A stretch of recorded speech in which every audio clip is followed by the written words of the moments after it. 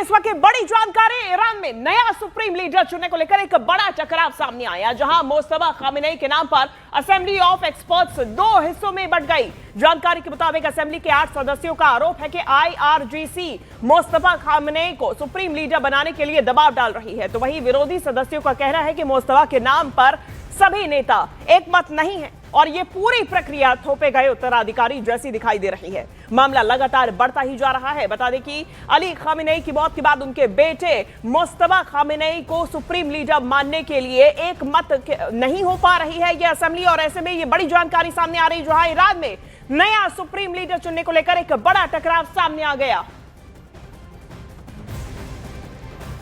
और हर बढ़ते दिन के साथ ही जंग का दायरा भी बढ़ने लगा है। और जिस ढंग से ईरान अमेरिका के हर मददगार पर टूट रहा है, उससे जंग में नेटो की एंट्री की संभावनाओं को अब और भी बढ़ता हुआ देखा जा रहा है।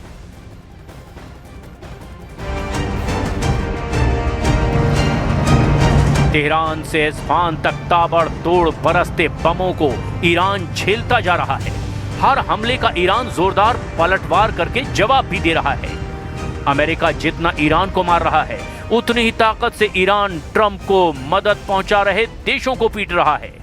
ईरान जंग का दायरा 12वें देश पर हमला करके बढ़ा चुका है। ईरान ने अजरबैजान पर ड्रोन हमले शुरू कर दिए हैं। रिपोर्ट के मुताबिक ईरान ने अजरबैजान में नक्चीवन एयरपोर्ट को दहला दिया है।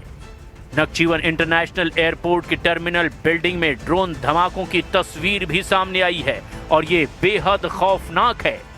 ईरान ने अजरबैजान में दूसरा बड़ा ड्रोन हमला शेखराबाद में किया है।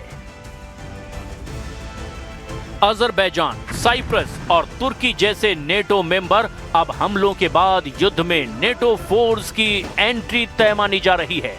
लेकिन नेटो चीफ मार्क रूटे ने ट्रंप का मूड खराब करने वाला ऐलान कर दिया है। नेटो चीफ ने कहा है कि ईरान पर नेटो के आर्टिकल 5 लागू करने की नौबत अब तक नहीं आई है। Article 5, I think, is not in order here. Nobody's talking about Article 5. And the most important thing is that our adversaries have seen yesterday that NATO is so strong and so vigilant, and even more vigilant, if possible, since Saturday because of the situation, of course, in the Middle East. So they see and know and sense that our military are on this.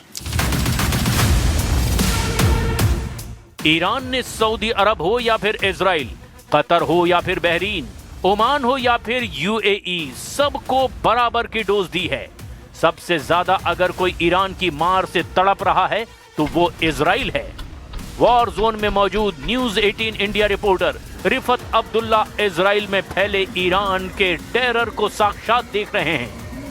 News 18 India की team है real ground zero पर, उस building के अंदर जहां पर गिरा है ईरान का मिसाइल। तो आप देख सकते हैं क्या तबाही मचाई है मिसाइल अटैक्स ने यहां पर, और हर तरफ से हम देख रहे हैं कि यहां पर सब कुछ तहस नहस हो चुका है। इर्द गिर्द बहुत ज़बरदस्त तबाही है इन घरों के अंदर। काफ़ी सारे घर जो हैं पूरी तरह से ढह गए हैं इस टेल अवीव के एरिया में इस मिसाइल अटैक से। और न्यूज़ 18 इंडिया की टीम है रियल ग्राउंड ज़ीरो पर, दिखा रहे हैं आपको वो सच जो बाकी चैनल्स आप तक नहीं पहुंचा पा रहे हैं। तो यहाँ पे आप देख सकते हैं कि मिसाइल से क्या तबाही हुई है। नेटो फोर्स भले ही सीधे तौर पर युद्ध में शामिल ना हो, लेकिन यूरोप के देशों ने साइप्रस को बचाने के लिए हथियार भेजने शुरू कर दिए हैं। स्पेन का युद्धपोत साइप्रस फ्रंट पर आ रहा है। यूरोपीय देशों की धमकियों के बाद पुतिन ने भी ईरान को खुलकर बैकअप देना शुरू कर दिया है। प्रेसिडेंट पुतिन ने कहा कि वो यूरोपीय देशों की लाइफलाइन काट डालेंगे। असल में यूरोपीय देश रूस से गैस खरीदना बंद करने जा रहे हैं। पुतिन ने इसे रूस के फायदे की बात कहा है। They will impose further restrictions up to a total ban.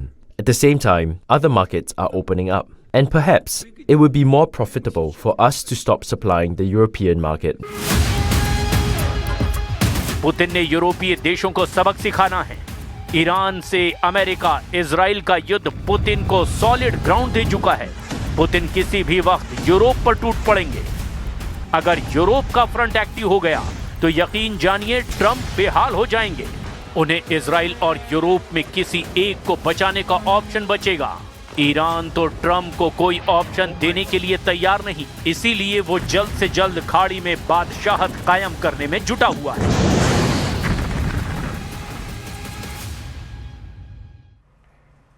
और इजराइल पर ईरान के जवाबी हमले लगातार जारी। तल अवीव में न्यूज 18 इंडिया के कैमरे में कैद हुआ एक मिसाइल हमला, जो कि हम आपको दिखाएंगे क्योंकि न्यूज 18 इंडिया इकलौता भारतीय चैनल जो इस वक्त वहां मौजूद है, जंग के बीच से सीधी तस्वीरें आपको पहुंचा रहा है। न्यूज 18 इंडिया की टीम के पास में एक ईरानी मिसाइल तक गिरी। तल अवीव से जंग की सबसे खौफनाक तस्वीर ये देखिए, ये रेड बॉक्स में आप जो देख रहे हैं, ये आग का गोला नहीं, ये एक मिसाइल है, जीती जागती मिसाइल जो कि तल अवीव में गिरी। और ईरानी मिसाइल के हमले के बाद की ये तस्वीरें न्यूज 18 इंडिया के कैमरे में कैद। टेल अवीव में लगातार सायरन्स बज रही हैं, लगातार ईरान की तरफ से मिसाइल अटैक्स किए जा रहे हैं। आप सुन सकते हैं आवाज।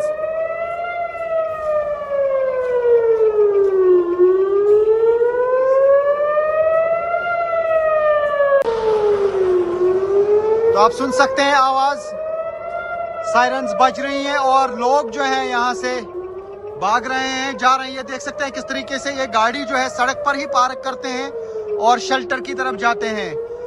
रोड के बिल्कुल बीचों बीच गाड़ी पार्क करते हैं और चले जाते हैं शेल्टर में। ये देख सकते हैं आप, लोग जो हैं गाड़ी जो यहाँ पर है वो बीच में वो रख देते हैं और आगे शेल्टर में जाते हैं चूं ही सायरन हो जाती है। और ये आप देख सकते हैं, ये कुछ यहां से इंटरसेप्ट किया जा रहा है बिल्कुल हमारे सामने। जोरदार धमाका हुआ, जोरदार धमाका लगता है यहां ही बिल्कुल इर्द गिर्द ही किसी एरिया को निशाना बनाया गया। तो जोरदार धमाका फिर से यहां पे हुआ। और इस बीच ऑपरेशन एपिक फ्यूरी पर ट्रंप का एक बड़ा बयान सामने आया। ट्रंप ने कहा कि ऑपरेशन एपिक फ्यूरी में ईरान की ताकत लगभग खत्म हो गई।